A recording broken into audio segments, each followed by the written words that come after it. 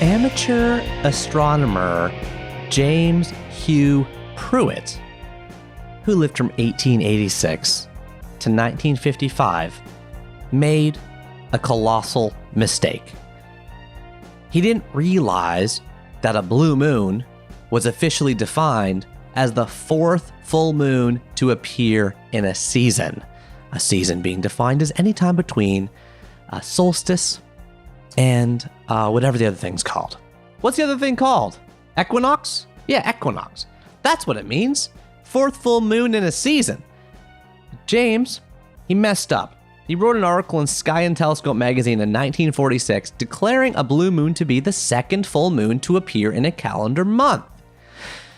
Well, they had no internet back then, so this mistake kind of just lived permanently in the records of human history, in the annals of our collective wisdom.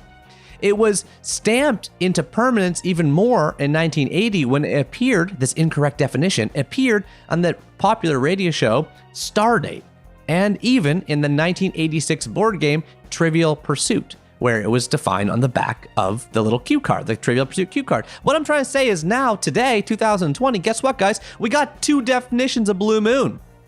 You want to know what a blue moon is? It's not when the moon's blue. Once in a blue moon, it's not when the moon's blue. It's when either a fourth full moon appears in a season or a second full moon appears in a month. Yes, it's true. Both definitions are equally official today. Congratulations, James. Your mistake is now registered permanently in posterity. All that to say is happy Halloween. Today is officially a blue moon. It is the second full moon of October 2020. The first full moon, of course, was October the 1st, 5:05 p.m. when we released Chapter 63 with Brandon Stanton, photographer, author behind the wonderful, cultural, huge monument that is Humans of New York. And today, on October 31st, 2020, at exactly 10:49 a.m., on the first blue moon on Halloween in 20 years, we bring you a conversation with the one and only Nikki Giovanni. Do you know Nikki Giovanni? I am ashamed to admit I did not know her until we bought the book Rosa, a children's book about Rosa Parks for our children. I read her biography in that book. I became really interested and intrigued. I watched her TED Talk. I checked out some of her poetry online. I watched this incredible interview that she did with James Baldwin when she was in her 20s, way back in the early 70s. And guess what? I reached out to Nikki Giovanni and I said, would you come on 3 books? Nikki Giovanni was born June 7th, 1943. She's an American poet, writer, commentator, activist, and educator. One of the world's best known African-American poets, I would say. Take off that disclaimer, Wikipedia. She's one of the world's best known poets, period. Her work includes poetry, anthologies, recordings, nonfiction essays, and she covers everything from race to social issues to children's issues. She has won Grammys. She has one of Oprah Winfrey's 25 living legends, and she first gained prominence in the 1960s when she was one of the world's foremost authors in the Black arts movement. She's heavily influenced by the Civil Rights Movement and the Black Power movement, and her early work provides a strong, militant African-American perspective, leading one writer to dub her the poet of the Black Revolution. Nikki Giovanni is currently a professor, a distinguished professor at Virginia Tech, where at age 77 years old, she still works and teaches today, and where she dialed in from for Chapter 65 of 3 books. Listen in as we talk about what's the true meaning of activism, what's the true meaning of community, why is it good to hate, what's the first thing you should do when you get up in the morning, and of course, what are the eminent Nikki Giovanni's 3 most formative books. Let's go.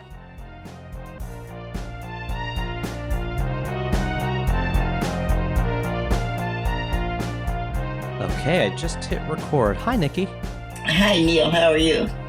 I'm, I guess, well, given the circumstances, it being the first major pandemic in 100 years and hunkering down, my wife Leslie and I and our 3 little boys, we're holding up, but it hasn't been easy. How are you doing?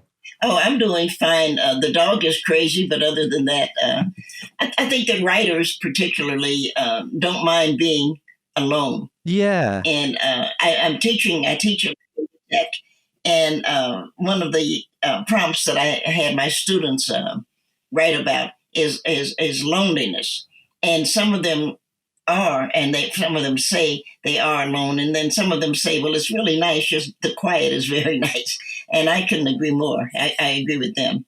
We have this amazing opportunity now to be alone, to practice solitude. And at the same time, I don't know if you feel this. I feel like, maybe it's just me, but I feel like with our cell phones, with the TV, with the news, it's like it's actually really hard to fully escape. Well, you probably do better, as you probably know by now, with the computer and things than I do. And so I I like the quiet and I like jazz. So I've been listening to there's a jazz station that I listen to, 67 classic jazz. And so I really enjoy just having the music and the quiet. And I'm still behind on my reading, but I assume that at some point I will eventually catch up. That's a bold assumption. I feel like, if anything, my to be read pile is growing.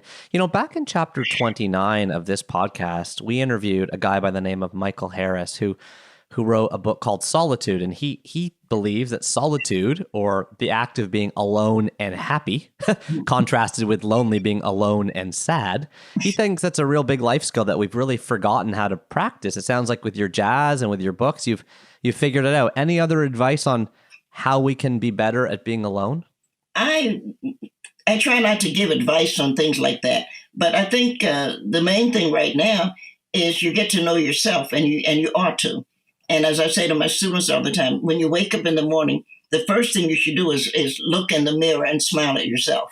And it should be a habit, and you should smile, and eventually you'll get into the habit saying, "Oh, I'm happy, I'm all right." And I think that's important. I'm a baby sister. So baby sisters spend more time alone than, I say, big sisters. I had a big sister, and my big sister was very friendly. So my big sister would always have friends. She would go to visit her friends. She'd spend the night with her friends, and none of that suited me. I can probably remember spending the night with one of my girlfriends maybe twice in my life. It's not something.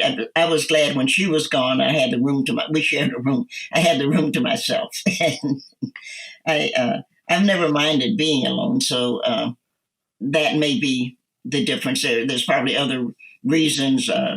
It depends on what mood you're in, and what you're trying to explore and talk about.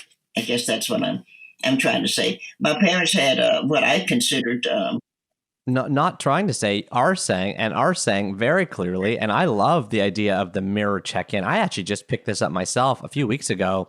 I was following a friend of mine named Mel Robbins on the internet, and she was saying her husband gets up every morning, looks himself in the mirror, does a personal check-in, and actually says, "I love you," to himself every day.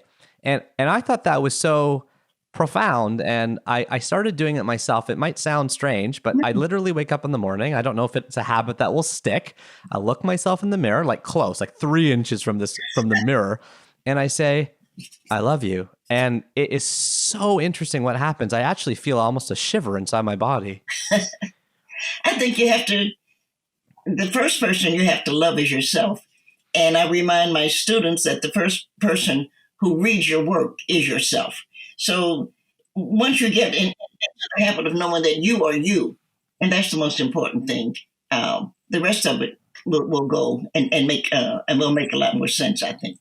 Yeah, I love that phrase from your TED Talk saying you are your first reader. Mm-hmm. Very profound. And if you can and I've also heard people say, if you don't like it, no one will. If it's not interesting to you, don't publish it, Yeah. Which is a great piece of advice as well. Yeah. Well, nothing, Nikki, I think if I'm right, David Mitchell, past guest on 3 books, calls poets apex predators of the literary world. He says, if you have one wrong word in a poem, you've got a dead poem on your hands. Uh-oh. And your first book on our 3 books from you, the eminent poet, is, of course, a poem called For My People by Margaret Walker. Right. She wrote it or published it in 1942. It did not appear in a book until many decades later, 1989, in a book by the University of Georgia Press called This Is My Century. Right. Margaret Walker lived from 1915 to 1998. She was the first Black person, I believe, to ever win a National Literary Award, as shocking as that sounds.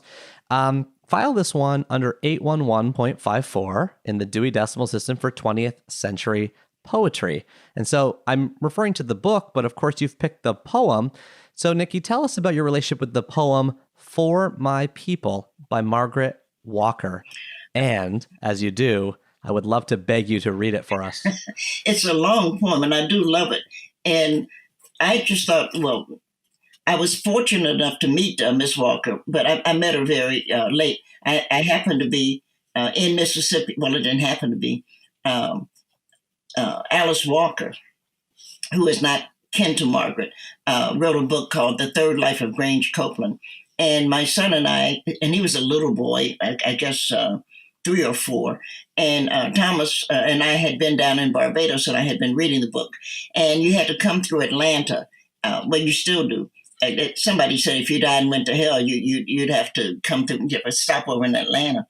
And I was in Atlanta, and I thought, that's true. And I called Margaret. I called Alice Walker, and I said, I just finished reading your book, and it's really wonderful. And we're here in Atlanta. If you're not busy, love to come over and meet you. I had met her, but to really talk, you just sit down. And I said, I have my son with me. Well, Thomas is about the same age as her daughter, so the 2 of us went over and met her, and she said, oh, would you like to meet Margaret Walker? And I said, I'd be thrilled, to meet Margaret Walker. Margaret lived around the corner, and it was amazing. What year was this? What year was? I never know what year. When was this, Nikki? I'm Oh, that's okay. Keep going. See, he was, I know Thomas was about 3 or 4, but I don't remember what year. But that's when I met Margaret. And meeting Margaret, well, you might not, but Margaret lived catty corner from Medgar Evers. So getting on that street, all of a sudden you were in history. And meeting her, Margaret is just very, very nice. And she also, and I'm always laughing about that, but she was a good cook. And she said, oh, why don't you all stay for dinner? And I was like, yeah, that's great. And of course, I was saying, well, this is the way I cook. And so Margaret and I ended up being actually very good friends. And we cooked together. I went to visit her quite frequently. I think she has 3 children. I think it was 3 or 4. And visiting her, I went down to Mississippi to visit her. Alice divorced her husband and moved to, I think, to New York.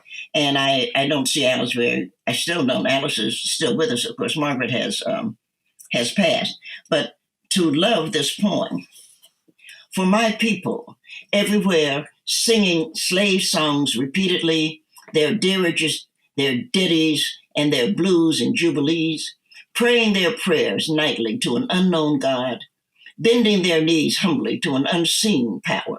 For my people lending their strength to the years, to the gone years, and the now years, and the many years, washing, ironing, cooking, scrubbing, sewing, mending, hoeing, plowing, digging, planting, pruning, patching, dragging along, never gaining, never reaping, never knowing, and never understanding. For my people in the clay and dust and sands of Alabama backyards, playing, baptizing, and preaching, and doctor, and jail, and soldier, and school, and mama, and cooking, and playhouse, and concert, and store, and hair, and Miss Chomby and company. For the cramped, bewildered years, we went to school to learn to know the reasons why, the answers to, the people who, and the places where, and the days when, in memory of the bitter hours when we discovered we were Black and poor and small and different, and nobody cared, and nobody wondered, and nobody understood. For the boys and girls who grew, in spite of these things, to be man and woman, to laugh and dance and sing and play and drink their wine and religion and success, to marry their playmates and bear children, and then die of consumption and anemia and lynching. For my people thronging 47th Street in Chicago and Lenox Avenue in New York and Rampart Street in New Orleans, lost, disinherited, dispossessed, and happy people, filling their cabarets and taverns and other people's pockets, needing bread and shoes and milk and land and money and something all our own. For my people walking blindly, spreading joy, losing time, being lazy, sleeping when hungry, shouting when burdened, drinking when hopeless, tied and shackled and tangled among ourselves by the unseen creatures who tower over us omnisciently and laugh. For my people blundering and groping and floundering in the dark of churches and schools and clubs and societies, associations and councils and committees and conventions, distressed by the disturbed and deceived and devoured by money-hungry, glory-craving leeches, preyed on by facile force of state and fade and novelty, by false prophets and holy believer, for my people standing, staring, trying to fashion a better way from confusion, from hypocrisy and understanding, trying to fashion a world that will hold all people, all the faces, all the Adams and Eves, and their countless generations. Let a new earth rise. Let another world be born. Let a bloody peace be written in the sky. Let a second generation full of courage issue forth. Let a people loving freedom come to growth. Let a beauty full of healing and strength, a final clenching to be the pulsing in our spirits and our blood. Let the martial songs be written. Let the dirges disappear. Let a race of men and women rise and take control. You read it really good, though. Margaret reads it better than I do, but I just it's a wonderful poem. Yeah, it really is. As I say, she reads it better, but we've got that for my people, and I think it's one of the outstanding poems. When I think of poems, I think Margaret's poem is probably one of the most outstanding poems. Period. But I would also think next to that, though not one of my particular favorites that you were asking about, would be the love song of J. Alfred, Prufrock. And I think that Eliot did a good job. Let us go then, you and I, when the evening is stretched out against the sky like a patient etherized upon the table. Oh, do not tell me you're not able. And I don't know, actually, I can't remember now if Margaret read Eliot. He was a racist old fool, and she probably did, but that's a powerful poem, anti-war poem. And I thought that Margaret's poem I think it's a great poem because she's speaking of people who are only trying to come to peace, to find a way to come to love. And I just thought it was powerful. Well, I mean, written in 1942, for my people lending their strength to the years, to the gone years, to the now years, to the maybe years, for the cramped, bewildered years we went to school to learn, to know the reasons why, the answers to, the people who, the places where, for the boys and girls who grew up in spite of these things, to be man and woman. Nikki, what is this poem saying to you? What does it mean to you? I feel it's energy through the words, but I can't quite interpret it myself. I want your interpretation of it. Well, I'm not a critic. I'm just someone who loves something, and I happen to love that poem. I think that what she's saying very clearly is that, as she said, to be black and small and messed up, really, to be stolen from, to die, and I love that, and then to die of consumption, which is tuberculosis, as you know, and anemia and lynching, and it's all the same. I think that what Margaret is saying is that these people, that no one, or not these people, but her people, and when I read it, of course, our people, my people, are also looking for a way to go forward and to not let the craziness around us. It could have been written today, It could have been written about Donald Trump. It could have been written about the greediness of somebody like a Donald Trump, the evil of somebody like a Donald Trump. And you just love it. The poem is never going to get old because there's always going to be a Hitler or a Mussolini or a Donald Trump. There's always going to be a fool trying to take over people. And there are always going to be fools like McConnell who try to and want to serve the devil. Some people try to serve God, and then some people try to serve the devil. McConnell wants to serve the devil.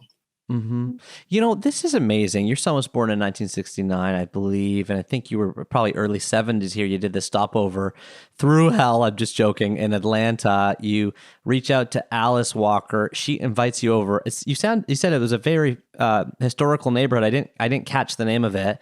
And then she takes you over to Margaret Walker's house. I mean, these are three of the most lauded people in letters in the United States, two of whom are alive. You become friends. This poem means something to you, to mean something to a lot of people. Take me into that friendship a little bit, and also, I'd love to learn how to write poetry. I love reading it.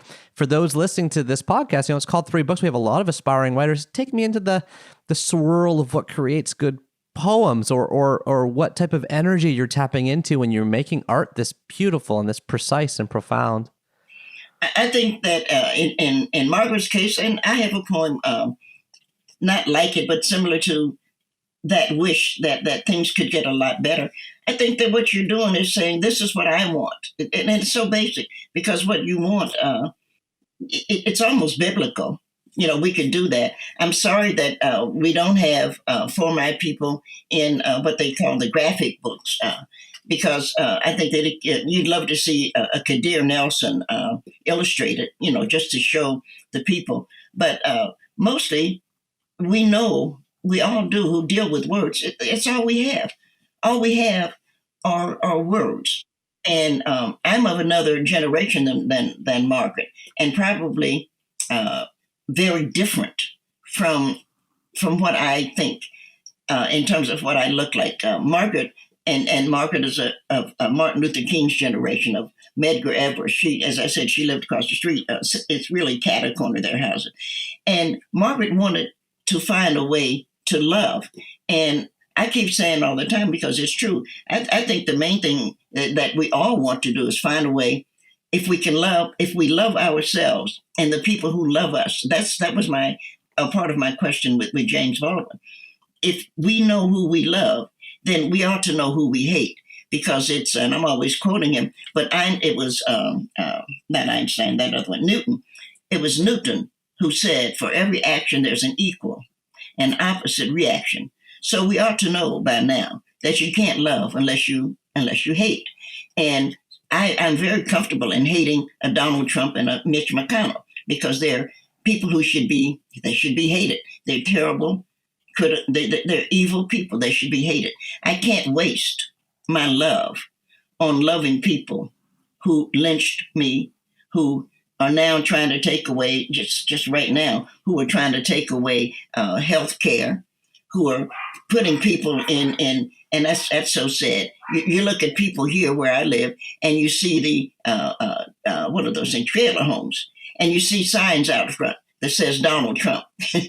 And that's ridiculous, because if they are loving Donald Trump, they have to be hating me, and they do. They're prejudiced old fools who would rather be white than right. I hope that's a turn of phrase you have used a few times, because that was a powerful one. It's true.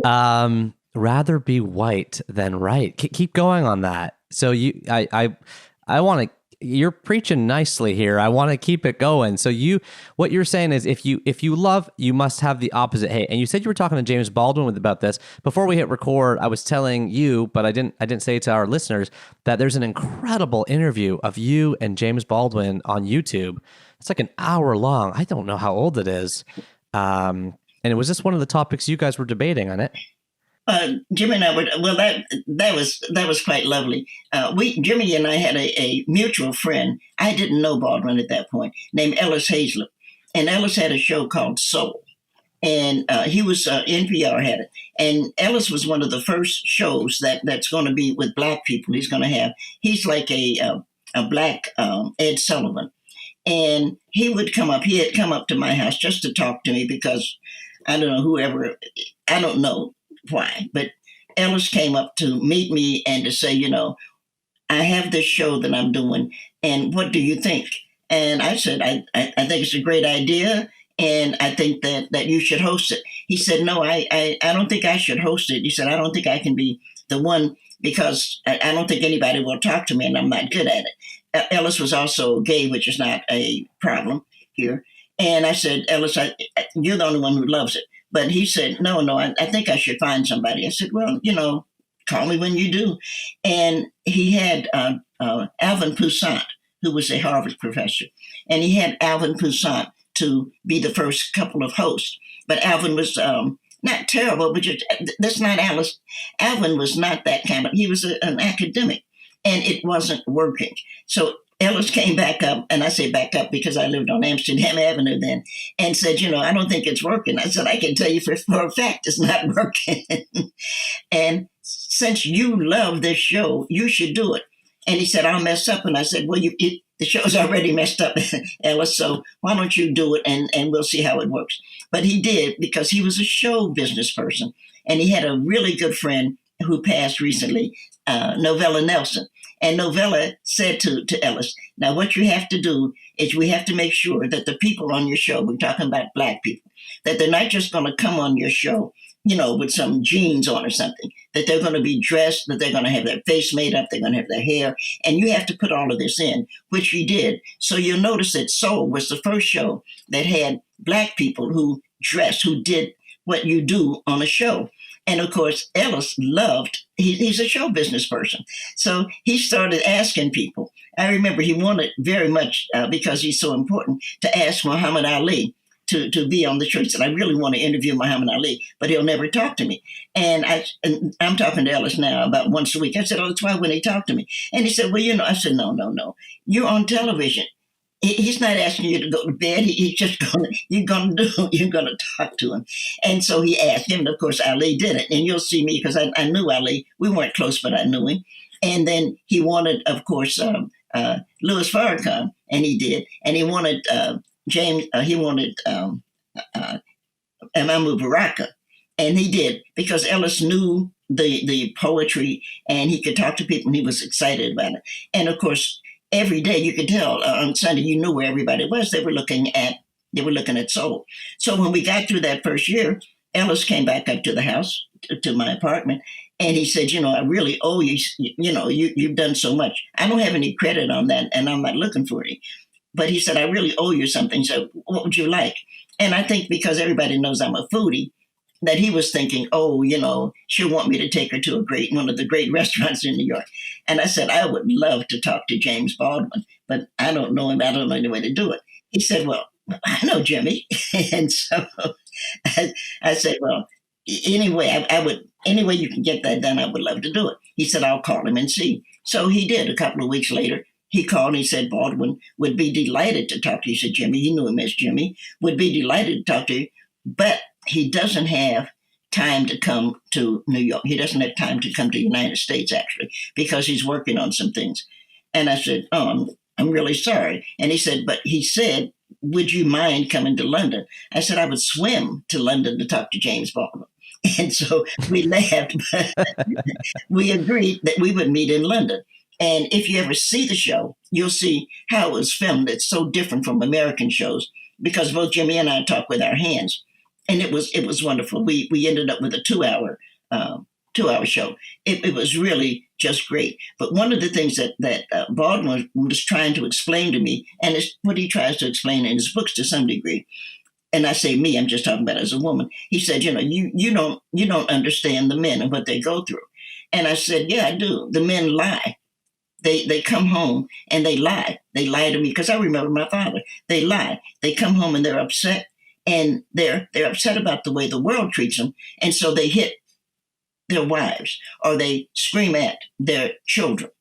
And I don't know why, if they're going to if you only have one lie to tell a day, that lie should be to the people you hate and people who hate you. And you can see Jimmy's face if you've seen that. I'm not quoting myself, but that's essentially what it was. And Jimmy's face just went like, oh my goodness. Said, yeah, why are you bringing the worst of yourself to me and giving the best to the people who don't care for you? And I think that that's the most important thing that Jimmy and I talked about. But it was so, I mean, just talking to James Baldwin was such a thrill. And I was so lucky to have done that. Well, this is amazing. So this is incredible color. So this TV program, Soul, interviewed guests like, as you mentioned, Muhammad Ali, James Baldwin, Jesse Jackson, Harry Belafonte, Sidney Poitier, Gladys Knight. It goes on and on. Stevie Wonder. And you at age, in November of 1971, when James Baldwin was 46 years old and you were 28 years old, you communicated with him live on TV for hours about intellectual communion, justice, freedom, morality, and you put that point to him about black men specifically. And I've watched this on YouTube. The comments are all, nobody stood up to James Baldwin about this. Nikki Giovanni clarified it. Look at his reaction. I'm a black man, and this is inspiring for me. This was a real cultural turning point in the black community. Am I right in saying that? It surprised me. One, of course, you talked to James Baldwin, and he's James Baldwin, and I'm not, and so I was very nervous. But there were some things that I thought he's a man who would understand, who would know, or answer me, because what I'm still trying to understand. And I'm 77 years old, and everybody that we've spoken about right now, not everybody, because Harry Belafonte and them were still here with me, but I'm 77, and I still want to know why black men beat their wives. I still don't understand that, because all their wives have tried to do is to feed them, make a decent home, have their children respect them. And so you have a really wonderful story, or a wonderful play, actually it is, called Fences. And August Wilson wrote that. And of course, the wife in Fences, is trying to hold the husband together. And as you know, he is a garbage worker. And of course, we're dealing with garbage workers because Martin lost his life with the garbage workers. But he was jealous. He was jealous. You're talking about Martin Luther King. I'm talking about Martin. I'm sorry, but the father in Fences. I just don't call him Martin myself, but I just wanted to clarify which Martin. I'm sorry. I like it. But the father. No, I love it. I love that you're on a first name basis with Martin Luther King. But the father in Fences was jealous of his son, and his son had talent, had football talent, and his father said. The father wanted his son to learn to work in Woolworths or something. And the son wanted to go to college and to see what he could do with his football. But it was a jealousy. And again, I thought that August Wilson brought up an important question. And I think the question still has to be brought up. The father died. The father had a girlfriend, of course, and he and the girlfriend had a child. And the father is now going to have to ask his wife to take care of the child he had with his girlfriend. I thought that was pushing it. I thought if that was me, it would the answer to that would be no. But as she was trying to say, well, the kid didn't have anything to do with it. Maybe she didn't, but that would have been pushing it a little bit. But the son ended up joining the army.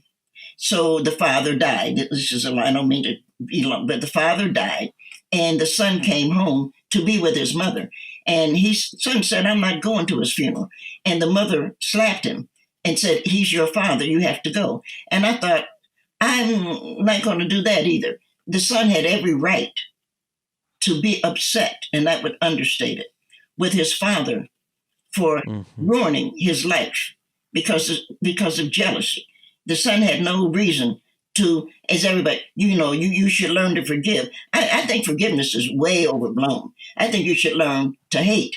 And people do things to you, you should recognize, oh, I hate that son of a bitch. And that is something you should carry, not on your shoulders, but let it out. Because if you're trying to love somebody who has done for what his father did to him was not forgivable. It just what if the father had lived another, 20 or 30 years or so, maybe they could have talked to him. Father would have said, son, I was jealous and I'm sorry. Then you could maybe forgive him. But the father never had a chance to ask for forgiveness. The mother said, you need to forgive him. And the son needed to say, you need to hate him. Your Wikipedia profile, Nikki, says that you were influenced by the civil rights movement, the Black Power movement, and your early work provides a strong, militant African-American perspective, leading one writer to debut the poet of the Black Revolution. You just said, you've mentioned a lot of names of very, very towering kind of figures over the past century, from Martin Luther King to James Baldwin, and to playwrights, and we've just talked about Margaret and Alice Walker. You just said, I think forgiveness is overrated. I think people should learn to hate, not on your shoulders, but just let it out. And I feel like that last part, not on your shoulders, but let it out, is the part that is challenging these days. So I hear what you're saying. I don't fully understand it. I wonder if you could tell me more. So today, I think a lot of people would sort of vilify Donald Trump as you have, but what you're saying also is a lot of people also just, they don't condone him. They maybe put their sign on the front of their mobile home, but they also, they turn the other cheek, or they say, I'm not that interested in politics, or I don't really pay much attention to that, or I just turn off the news. It bothers me. So, and people like me, my instinct is to sort of like, if something's bothering me, I kind of just mute it. I mute it. I don't fight it. I'm looking to be more of an activist in my life. I understand your counsel, or I hear your counsel, but I don't fully understand it. So teach me as a person coming up through the world right now. It's like, how do you hate productively? How do you hate without being labeled someone who's, just angry or just cruel? I'd like to take a stand on more issues. I'm trying to do that with this podcast, for example, but I don't know how to do it in sort of a majestic way. I feel like I could get labeled angry. Like, how do you do that gracefully? Is I guess what I'm asking you, or is that even possible? I don't know if it's possible. All I know is, and I said, not on your shoulders. I think that Black Americans for 200 years have carried the Constitution of the United States on our shoulders. We believed that all people were created equal, and we fought for it. America has not had a war before or after. It doesn't matter, going back to the French and Indian Wars, coming up to now, that Black men and women have not fought for the Constitution. So I think that we've earned the right to be upset about how we're being treated. I have a great admiration for Black Lives Matter. I think that what those women did with that, they put it together. I think that is so admirable. I am old, and so I'm enjoying. I think it's a good idea to be old, and I recommend it. But watching the youngsters, I'm not trying to be out there. I'm not. People say, well, we didn't see you at the march. No, the kids are doing it, and what I want to do is let them know that I admire and love what they're doing, and they're doing it. What they're doing in Portland, I think is really important. We here in Virginia, we have tree sitters who are trying to keep people from destroying the mountains, and they've been sitting on the trees for a while. I admire that. One of my students has been sitting on the tree. I admire that. I think that's. I think it's really good. I don't know how to. I mean, I'm not even trying to tell you what to do. I'm just trying to say that it's your life, and you can't let other people take it. Or as I do say, when we could go out and speak, we haven't been out in a while because of the pandemic, but I do know that, or I strongly feel, when I was younger, maybe I thought I could change the world. Maybe I thought I could do something, but I'm old enough now to know I won't change the world. But I also know, and this is what I want to say to the young people that I talk to the youngsters that I'm teaching, I know that I am not going to let the world change me.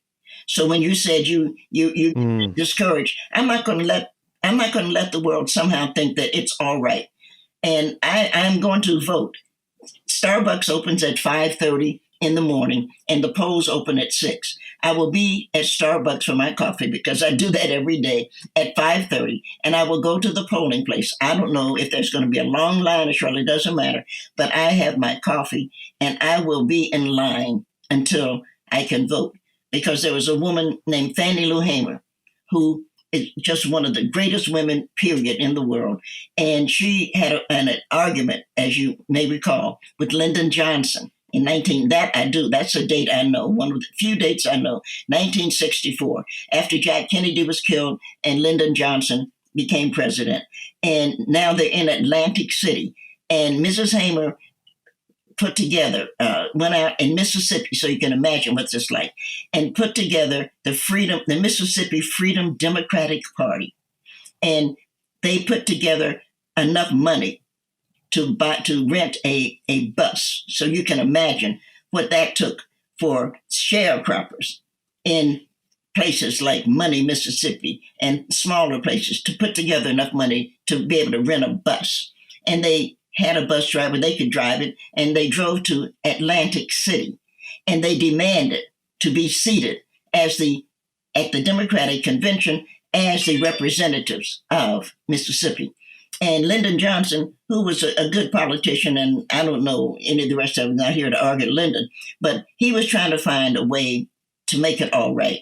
And so he finally met with Mrs. Hamer, and he said, well, let me give you 2 seats. You've only got the 4. Let me give you 2 seats. And in the next 4 years, we'll work it out. And Mrs. Hamer said, and it's one of the quotes that I always remember, I didn't come here for no 2 seats. And she and her people got back on the bus and drove back to Mississippi. When the bus crossed the state line from Mississippi, they stopped the bus, the white supremacists, the Klan, all of those people that do what they do. And they dragged her off the bus and they just beat her. I mean, it was one of the most horrible beatings. It's almost too sad to think of her. They beat her so much that her feet were just jumping up and down. It was a terrible beating. And I said, as long as there was a piece of me alive, a little finger, a piece of my liver, part of my, whatever it is, piece of my lung, whatever piece of me is alive, carry it to the poll and let it vote. Because Mrs. Hamer took that beating so that I could vote. So I don't know how to be graceful. I don't know how to be kind. I don't want to like any of these people. And I will say it again. I hate Donald Trump. I hate all that he stands for.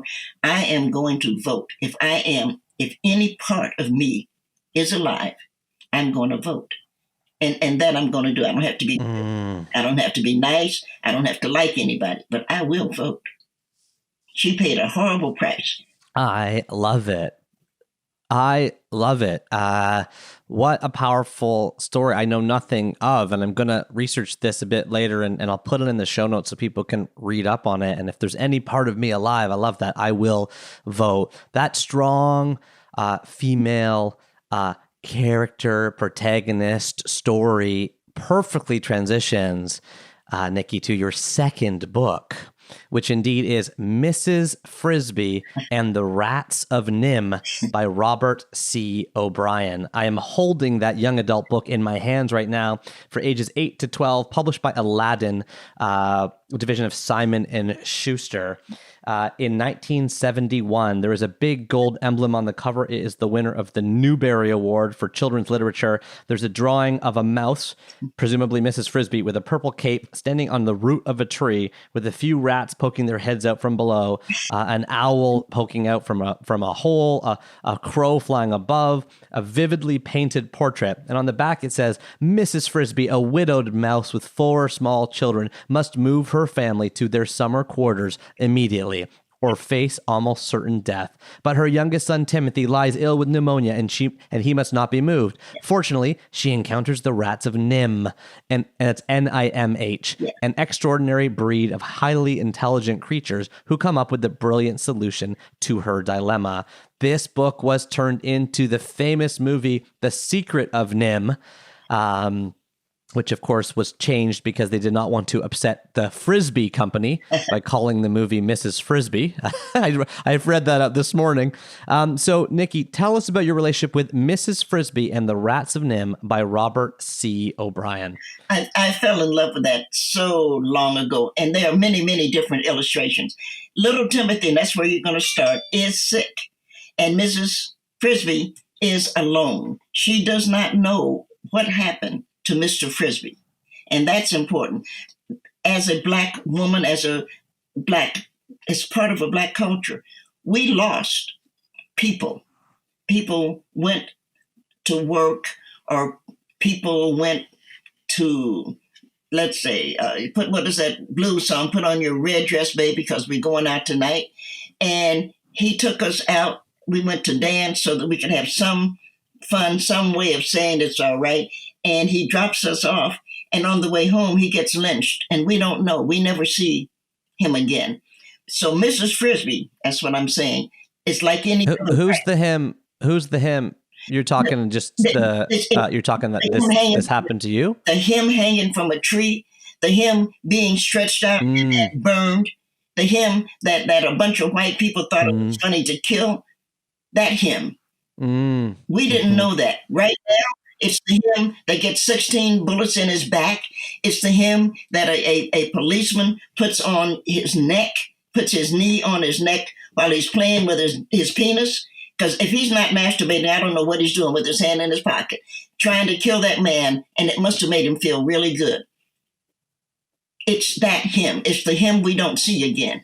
Mrs. Frisbee doesn't know she's not going to see him. When he leaves, she does not know. We won't find out about that. What she knows is that Timothy is sick and she's got to move. So she has a community. And this is what I love about it. She has a community. And she's saying, I've got to find help. I've got, whether it's in New Orleans or whether it's because there's the burning of Oregon or Washington or California, she's got to find help. And someone says, well, go ask the owl. Well, owls eat mice, as we know. So she's trying to figure out, how do I go to ask the mouse, ask the owl? So she's going to find her way there. But while she's walking to find the owl, he's a white owl, by the way, and it's not, but he is a white owl. She sees Jeremy, and that's who you see. Jeremy's a crow. Yes. And Jeremy's about to be captured by the cat. And she looks at him, she thinks, oh, if I stop to help this crow, I might be eaten. The cat will eat me. But she says, I cannot. And that's what we all have said. I cannot leave this person alone if it costs me my life. And that's what the woman who took that photograph, who took that video of the murder of George Floyd, if it cost me my life, I cannot let him die alone. And so she stops and she gets him free.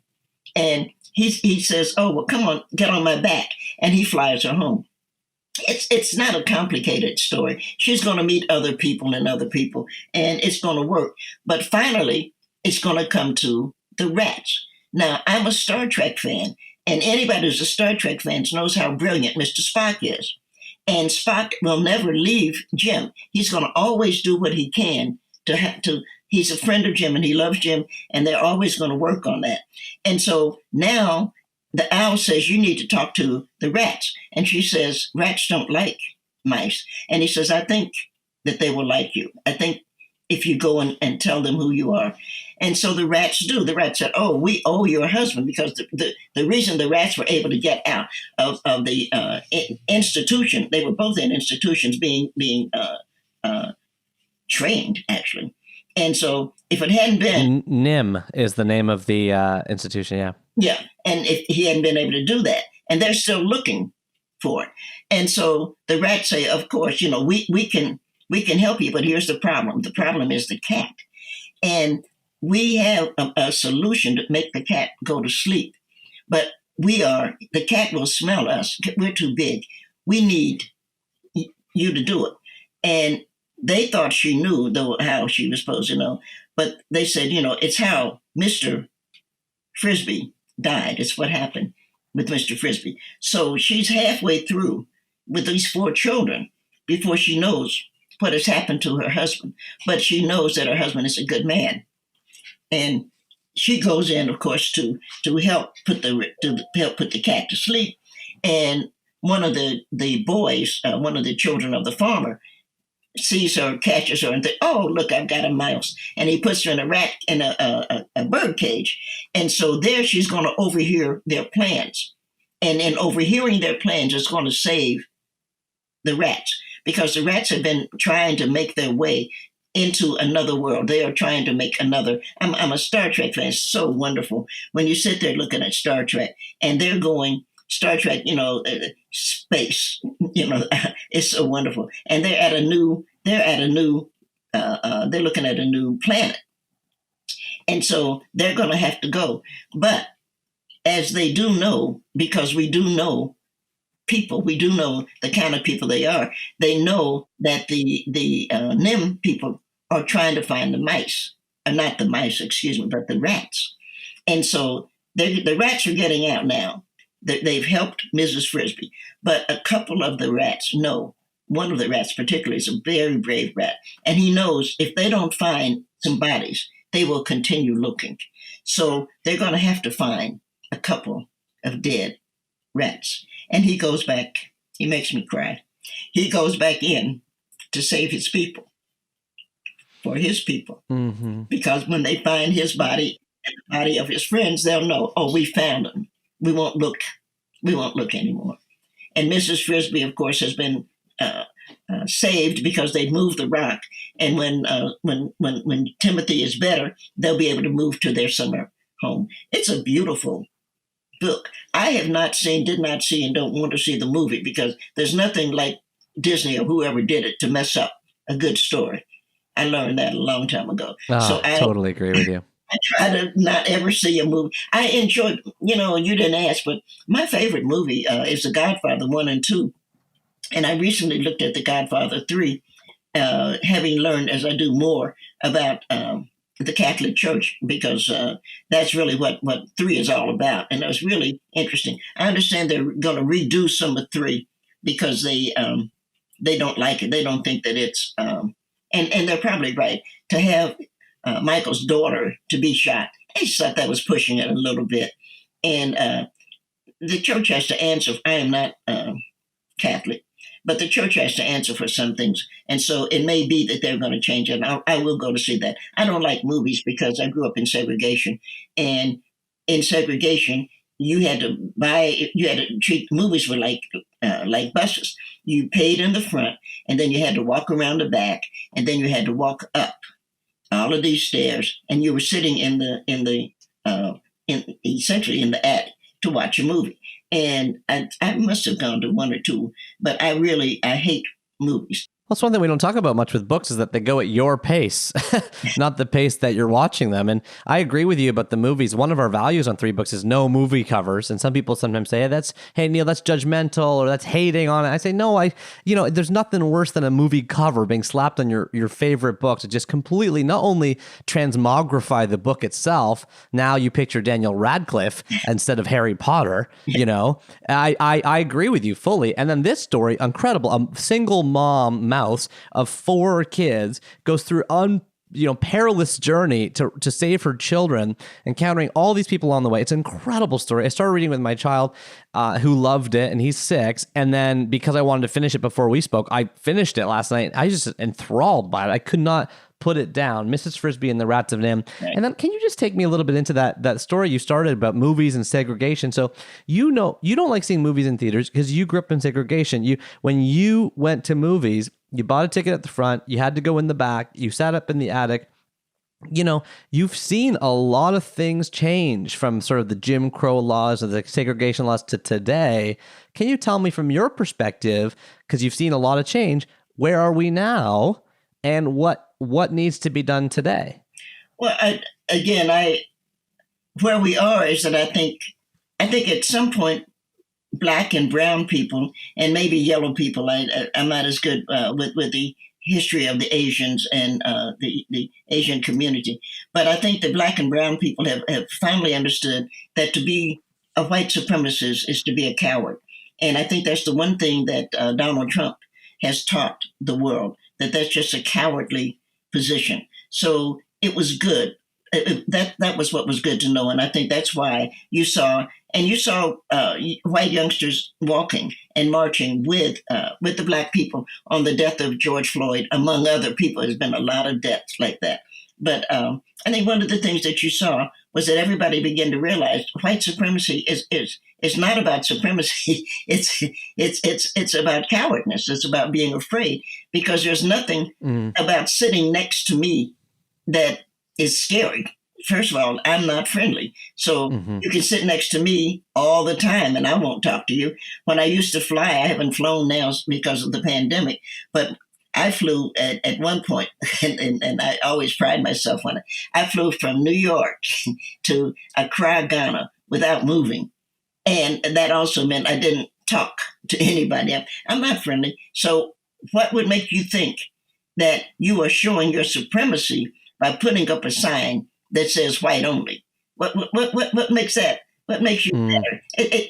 I think it finally has occurred to everybody. Oh, these people are insane. If you look at Donald Trump, you know that whatever, if God called you, if the phone rang right now, we on the phone, and you say, oh, excuse me, I need to talk to God. And God is saying, well, would you like to wake up? I'm not saying you're not white. I'm just saying, God says, would you like to, if he said it to me, I know, but Nikki, you've been a good girl and I love you.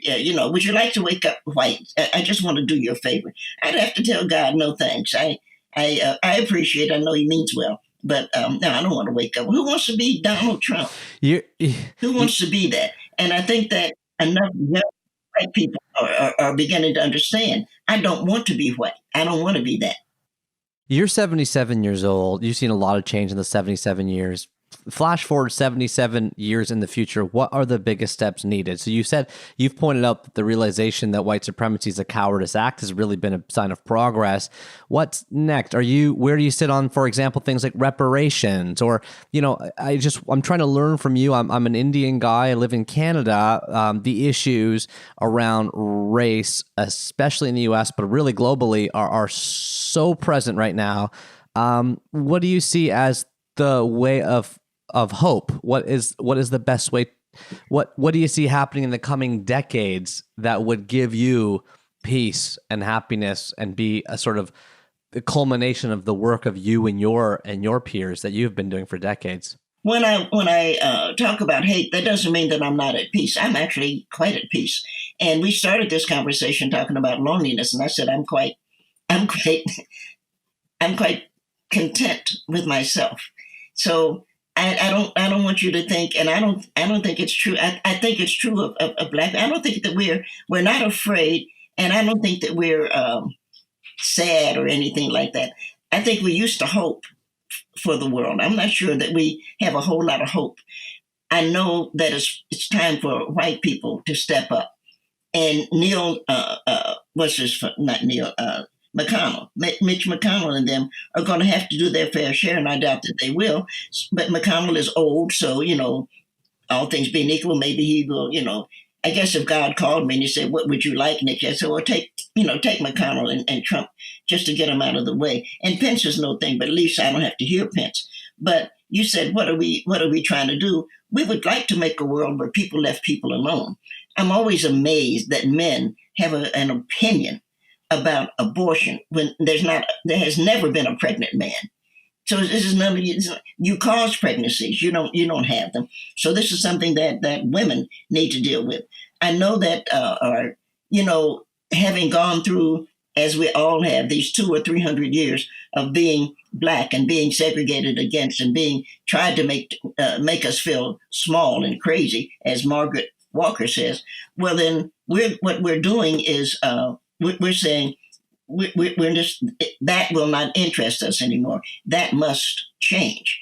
And I know that if you're anti-abortion, then you have to be anti. If you're for abortion, you can be for executions. And if you're anti-abortion, you have to be anti-execution. You can't decide that I have to have him or her so that you can kill him. And so there are some things that some of these decisions that white Americans are trying to make, you can't do it. You brought up capital punishment briefly. I actually think that's a great chance to segue into your third and final book, which is called Leaving Atlanta, a novel by Tayari Jones, Jones. Mm-hmm. She is the author of An American Marriage, Oprah's Book Club selection in 2018. However, this book, called Leaving Atlanta, was published by Warner Books in 2002. It is the end of the summer in Atlanta, and fifth grade classmates Tasha Baxter, Rodney Green, and Octavia Harrison will discover back to school means facing everyday challenges in a new world of safety lessons, terrified parents, and constant fear. Sounds like 2020. Set during the 2-year nightmare in which Atlanta's African-American children were vanishing and 29 would be found murdered by 1982, which is a true story for everybody to know that, Leaving Atlanta portrays one of the darkest tragedies in American history through the eyes of 3 unforgettable children. Here are all the hurts and little wins, the all too sudden changes, and the merciless outside forces that can sweep the young into adulthood and forever shape their lives. Mm-hmm. Nikki, tell us about your relationship with Leaving Atlanta by Tayari Jones. I thought it was a brilliant book, and I remember when I read it, I just loved it. And it was the Atlanta child murders, which did not, as you know, get the same kind of attention that murdering the second graders up in Connecticut got. And we've had a lot of children to be murdered, and no matter what Donald Trump says, we have a lot of children now who are dying of the COVID. And I just thought it was just a brilliant way of looking. I thought it was just a brilliant book, and it's a difficult book because you're watching, and the kids, and the kids now are afraid. If I go to school, will it kill me? And there are white and black kids, and we never want to admit that white kids go through this, but the white kids are saying, if I go to school, will I get shot? We're teaching students, when you go to school, this is what you do. If you hear a sound in the hallway, jump under your desk. And we do that because we're too cowardly to say that the Second Amendment does not say that you have a right to own a weapon, of a war weapon. You don't have a right to do that. I don't see why you have to have a driver's license to drive an automobile that you purchased, but you can somehow buy a gun that, now they're saying, well, we're going to ask you for an identification, but they don't really care. You can buy a gun any place. You can't buy marijuana, which I don't smoke, don't misunderstand, but you can't buy marijuana because that's illegal, but you can buy an AR-17, AR-19. Hey, what kind of sense does that make? And I thought Tayari did a great job. The second of the third book that she did was very different. Oprah picked it, and I'm glad. But I think that the outstanding book to me, and the book that's going to last, the book that's going to be around for the next 100 years, is going to be Leaving Atlanta, as we're trying to understand what's going on. So just for people that don't know, the Atlanta murders of 1979 to 1981, sometimes called the Atlanta child murders, were a series of murders committed in Atlanta right between July 1979 and May 1981. Over a 2-year period, over 28 children especially were murdered. Right. Wayne Williams, who is a black man, an Atlanta native who was 23 years old at the time, was arrested, tried, and convicted. Although for decades he has maintained his innocence. People such as James Baldwin have said that he is innocent. And there are even quotes by members of the Ku Klux Klan saying, well, if they arrested a white guy, there would have been protests around the U.S. The convicted murderer, Wayne Williams, is alive, and he's serving life in prison today. And he is now in his early 60s. So, Tayari Jones was growing up at the time. She actually wrote herself into this novel as a minor character, and explains kind of what it felt like to go through school with these murders happening. I wonder, though, if you could comment a little bit about the arrest and conviction of this black man, and also what your views are on, I'm curious, on capital punishment. Me coming from Canada, where we don't have capital punishment, and the U.S., of course, being I believe, the largest kind of practicer of capital punishment in the world. We are the capital of capital punishment. And I think that there's something about the United States that likes to kill people. I really don't, understand any of that. But I know that you can't have one without the other. And so I always look at abortion and capital punishment together. If you're for abortion, then you can be for capital punishment. If you're against abortion, which so many people are hypocritical, then you have to be against capital punishment. I don't remember following his trial. What I remembered about I knew that the Atlanta child murders, as they were, I knew that was in progress, but I did not know. I didn't follow what they did. I tend to not believe anything that the system says to me about anybody. You know what, Nikki? You have added 3 wonderful books to our ongoing list of the top 1,000. I could not have asked for more storytelling, more incredible little anecdotes and thoughts from you. This has just been a wonderful, wonderful chat.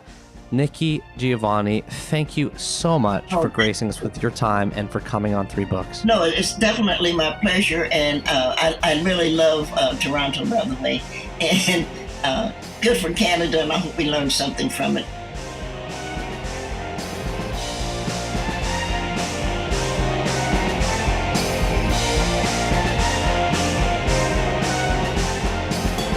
Hey everybody, it is just me, just Neil again. Hanging out at home listening back to that wonderful conversation with the incredible Nikki Giovanni. Wisdom seeping out of every pore on a first name basis with Martin and Alice and James. Could you feel the history and just the sort of the deep vibes of like, this is how things were, this is how things are, this is how things should be, just coming off her? I thought that conversation was so inspiring. Nikki Giovanni gave us so many quotes. 3 of the ones I picked out were, I think forgiveness is overrated. I remember my driver's ed teacher saying, I don't understand how somebody who has their child killed by a drunk driver could say on TV, I forgive him. And I always remembered that. And I kind of, it wasn't top of my mind until Nikki sort of talked a little bit about hate and talked about how if you love, then you have hate. And I think forgiveness is overrated. She was careful to caveat it, saying, don't carry it on your shoulders. But what do you guys think about that? I think forgiveness is overrated. Give me a call, 1-833-READ-A-LOT. Let me know your reflections on that quote and the themes in there. Other quote, I may not change the world, but I will not let the world change me. I love that because you know what? I am like her in a sense that I wanted to do more. I want to scale. I want to have impact on a broad number of people. I have that, but at the end of the day, I can only do what I can. And more than anything else, I have to be comfortable with the fact that at least I'm me. At least I did it as I wanted to. At least I remained singular and straightforward. And I love that. At age 77, she is saying, I may not change the world, but I will not let the world change me. And lastly, most importantly, highest level one, I am trying to make a world where people leave people alone. That's what she said before she went into the conversation about men having a strong opinion on women's bodies. And we could open that up and have a huge conversation about that. But just the idea of leaving people alone is a beautiful thought. Thank you so much to the incredible Nikki Giovanni for giving us 3 more books to add to our top 1,000, including number 809, This Is My Century, New and Collected Poems by Margaret Walker, specifically the poem For My People. I don't know how we're going to list that in the top 1,000. Maybe we'll just put For My People by Margaret Walker, because that is the poem that really she wanted to highlight. Number 808, Mrs. Frisby, that's Frisby, Frisby, and the Rats of Nim. Nim is all capitals, Nimh. I do not know if that is an allusion to the National Institute of Mental Health. It was not explained in the book. But Mrs. Frisby and the Rats of Nim by Robert C. O'Brien, who sadly published that book in 1972 and proceeded to immediately die the following year of a heart attack in his mid-50s. So that is the last great work of Robert C. O'Brien. And Finally, number 807, Leaving Atlanta by Tayari Jones. Tayari Jones is most well known for the book An American Marriage. You can probably picture that sort of like bright sky blue cover with the sort of, bald tree, rippled tree trunk on the front. If you go on Goodreads, that has like 200,000 reviews. And this book, Leaving Atlanta, a much smaller novel. Having said that, Nikki really highlighted it. It brings to mind a whole era of these terrible murders of African-American children throughout the 70s and 80s that happened there through a novel, which is a great way to make that accessible. So, thank you. If you want to check out those books as well as every single other formative book mentioned on the show, remember to head over to 3books.co. That's also where you can sign up to get our 3 Books postcards. We send out postcards in the form of emails whenever a new chapter drops. Until next time, a huge thank you to Nikki Giovanni for coming on 3 Books. And now, if you're still here, I'd like to welcome you back to the End of the Podcast Club. Yes, this is one of 3 clubs that we have for 3 Books members, including the Cover to Cover Club, people listening to every single chapter of our 333 show countdown up until 2031, and our Secret Club. I can't tell you much more about that other than the way to get clues to the Secret Club is, of course, to call our phone number. Let's start off, as we always do, by going to the 1833 Read a Lot voicemail right now. Hi, Neil. My name is Karen, and I am from Glen Cove, New York. I am new to podcasts and have never been a good reader. I would always fall asleep after reading 5 pages, and my reading comprehension and retention have always been really poor. And I've always envied people who could finish a book. But I found your podcast at the perfect time. This past year, I've taken a number of writing classes, and I've read more books in the past 6 months than I have in the past 3 years. So I just wanted you to know I love your podcast. I'm up to chapter 13. And I feel like you and your guests are coaching and supporting me to be a better reader. Your conversations are not only insightful and intellectually stimulating, but the entire podcast is so relaxing and entertaining. It's like medicine, and I'm always happy when I'm listening to it. So I wanted to thank you for all you are doing and to keep up the good work. Bye-bye. Thank you so much to Karen from New York, and congrats, Karen, on dramatically accelerating your reading rate and reading more and reading better. That really is who 3 Books is for. Remember, guys, I read hardly anything as an adult. My wife made fun of me because I was an author who didn't read. I then wrote an article a year later called 8 Ways to Read a Lot More Books This Year for Harvard Business Review, and I told people, because I was so enamored with myself, how I went from reading 5 books a year to 50 books a year. Some super small little systems. And I even quoted the poem Television by Roald Dahl. You guys know it. Oh, please, we beg, we pray. Go throw your TV set away, and in its place you can install a lovely bookshelf on the wall. We all can get to be better readers. We all can go deeper.